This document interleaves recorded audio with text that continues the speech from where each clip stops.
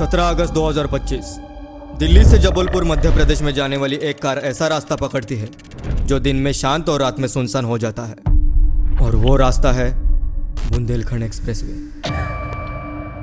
उसी रास्ते से अपने कार में जा रहे दो दोस्त एक ऐसी रात का शिकार होने वाले थे जो उनके दिमाग की नसें फाड़ देने वाली थी। हालात इतने खराब हो गए कि सिर्फ इंजन की आवाज़ और रास्ता एकदम सुनसान।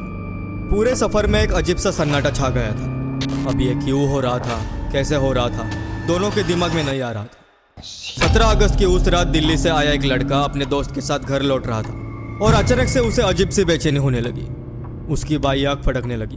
वो बस घूरता रहा और मन ही मन सोचता रहा कुछ तो गड़बड़ है, जबकि वो वृंदावन के दर्शन करके आ रहा था। खुद की यह हालत देखकर उसने हनुमान चालीसा लगाने की कोशिश की, लेकिन उसी समय नेटवर्क बिल्कुल नहीं था। तभी सामने से एक भेड़िए जैसा कुत्ता निकला। गाड़ी स्किड हुई और फिर शुरू हुई असली कहानी। गाड़ी रोकने के बाद उन्हें एक तेज बदबू आई, जैसे कोई ताजी लाश कार के नीचे फंस गई हो। बदबू इतनी घिनौनी थी कि उन्हें लगा जैसे वो बदबू उनके मुंह में घुस रही हो।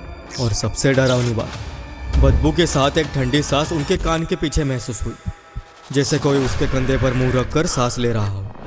अब ध्यान से सुनना, क्योंकि यहीं से ही शुरू होने वाली है असल वेट चीजें। उस रात गाड़ी में जो हुआ वो इनके दिमाग में भी नहीं था। जब मैं उनका मेल पढ़ रहा था तो सारी चीजें मेरे नजरों के सामने आ रही थी, जैसे इनके साथ मैं भी कार में था। और मुझे लगता है कि ये कहानी सुनने के बाद शायद आप भी सेम फील करोगे। अब मैं आपको कुछ दिखाना चाहता हूँ, देखिए। यहाँ पे लाइव रिकॉर्डिंग हो रही है। यहाँ पे बजरंगबली हमारे साथ है, बाकी जो भी है देख लिया जाए। ये वही कार है जिसके अंदर ये दोनों थे, और ये स्क्रैचेस जो बताते हैं कि हादसा कैसा हुआ होगा। इसके साथ स्टोरी का मेन लोकेशन वो बुंदेलखंड एक्सप्रेसवे और मेल का रियल स्क्रीनशॉट आप अभी वीडियो में देख रहे हो, जहां वो खौफनाक रात बीती। आज के हमारे विक्टिम प्रियांश, जो कि हमारे सब्सक्राइबर हैं, और उनके दोस्त देवांशु का अजीब अनुभव यहीं से ही शुरू हुआ था। सो विदाउट एनी डिले शुरू करते हैं आज की सांसें रोक देने वाली कहानी, रक्साल की आवाज में। दोस्तों, आज के हमारे विक्टिम प्रियांश जो है वो जबलपुर मध्य प्रदेश में रहते हैं। वो 22 साल के हैं, लॉ स्टूडेंट है। उनका दोस्त देवांशु भी 22 साल का है, वही की लोकल कॉलोनी वाला दोस्त जो कॉम्पिटिटिव एग्जाम की तैयारी कर रहा है। दोनों की बॉन्डिंग बचपन से है। प्रियांश कहते हैं कि उन्हें कार का शौक है, इसलिए वो दिल्ली जाने का प्लान बना रहे थे, अपनी ही होंडा सिटी कार के मॉडिफिकेशन पार्ट्स लेने और कुछ टूरिस्ट प्लेसेस घूमने। प्लान तो बन गया, लेकिन पेरेंट्स ने अकेले जाने नहीं दिया, तो उन्होंने देवांशु को साथ लिया।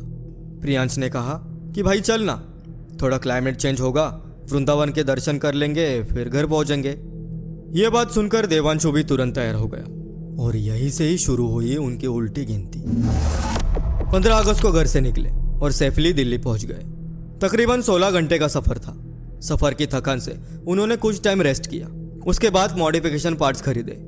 अगले ही दिन मतलब 17 अगस्त को उन्होंने सुबह करीब 9 बजे दिल्ली से वृंदावन के लिए निकलना शुरू किया। वृंदावन पहुंचे करीब दोपहर के 12 साढ़े 12 बजे। श्री बाके बिहारी के दर्शन किए और मन शांत हो गया। शाम करीब 4 बजे वृंदावन से निकले और जबलपुर के लिए रवाना हुए। मैप में वृंदावन से जबलपुर करीब 745 किलोमीटर दिखा रहा था। गंगा यमुना एक्सप्रेसवे पर आए, फिर आगरा लखनऊ एक्सप्रेसवे पर मवई इंटरचेंज से उतरे। इस दौरान एक ढाबे पर खाना खाया, क्योंकि इन्होंने सुबह से कुछ नहीं खाया था। खाना खाने के बाद इन्होंने अब आगे का रास्ता पकड़ा। समय करीब 8 साढ़े 8 का था। वहां से गूगल मैप ने बुंदेलखंड एक्सप्रेसवे सजेस्ट किया। 296 किलोमीटर लंबा, रात में बेहद सुनसान, पेट्रोल पंप भी हर 80-90 किलोमीटर पर एक। प्रियांश कह रहे थे कि दूसरे दिन उनकी बुआ घर वापस जाने वाली थी। बुआ से मिलने का टाइम मिलेगा, इसलिए आज ही घर पहुंचना था, और यही उनकी सबसे बड़ी गलती हुई। रात के समय थोड़ा बारिश जैसा मौसम था, लेकिन बारिश नहीं हुई। धीरे धीरे अंधेरा घना होने लगा। करीब 10 बजे एक रिलायंस पेट्रोल पंप पर रुके और टैंक फुल किया। थकान हो रही थी, इसलिए 10-15 मिनट स्ट्रेच किया, कुछ स्नैक्स खाए और निकल पड़े। अब आगे सिर्फ घना जंगल, चारों तरफ सन्नाटा, कोई गाड़ी आगे पीछे नहीं। हवा में ठंड बढ़ रही थी। दूर दूर से कभी कभी कुत्तों की भौंकने की भी आवाज आ रही थी, लेकिन वो आवाजें धीरे धीरे करीब आ रही थी ऐसा लग रहा था, और फिर अचानक बंद हो जाती। कभी कभी लगता था कि भौंकने की आवाज कार के ठीक पीछे से आ रही हो, लेकिन रियर व्यू में कुछ नहीं था। प्रियांश ने सोचा कि शायद जंगल का जानवर है, लेकिन दिल में एक अजीब सा डर बैठ गया था। अब ये बात जरा ध्यान से सुनना, क्योंकि असली खौफ यही से ही शुरू होने वाला था। जैसे ही ये 20-25 किलोमीटर चले, प्रियांश को अजीब सी बेचैनी हुई।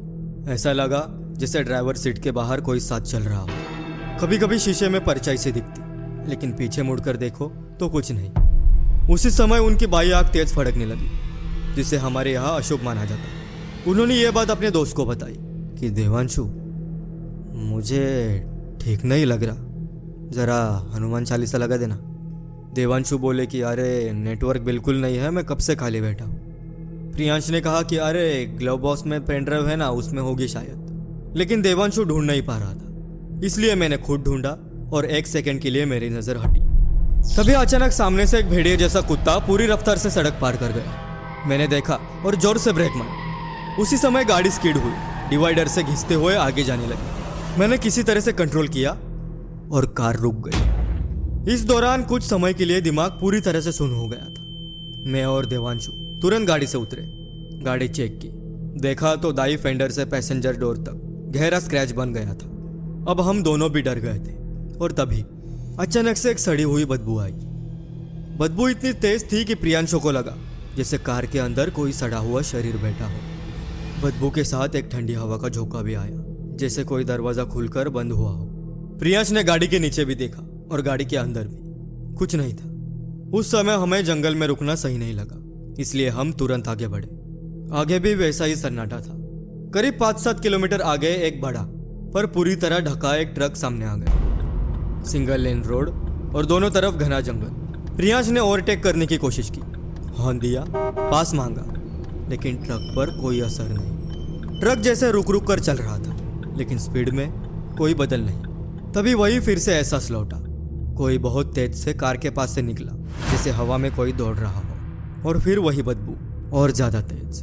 प्रियांश ने मिरर से बाहर देखा, ट्रक के पीछे कुछ नहीं था, लेकिन फिर भी वो महसूस हो रहा था जैसे कोई साथ चल रहा हो।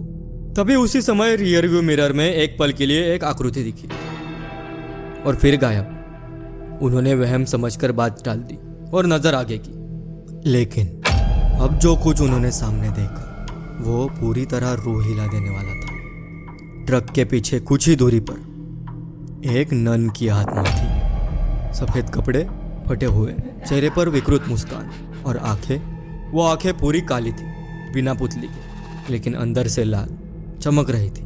और वो सीधे प्रियांश की ओर देख रही थी। जैसे जैसे गाड़ी पास जाती वो मुस्कान और चौड़ी हो जाती, जैसे वो कुछ कह रही। उसकी जबान बाहर निकली थी, लंबी और काली। प्रियांश चीख पड़ा। देवांशु ईयरफोन लगाकर रिलैक्स था, आंखें बंद। उसे पहले लगा कि मजाक है, लेकिन प्रियांश के चेहरे को देखकर वो भी समझ गया।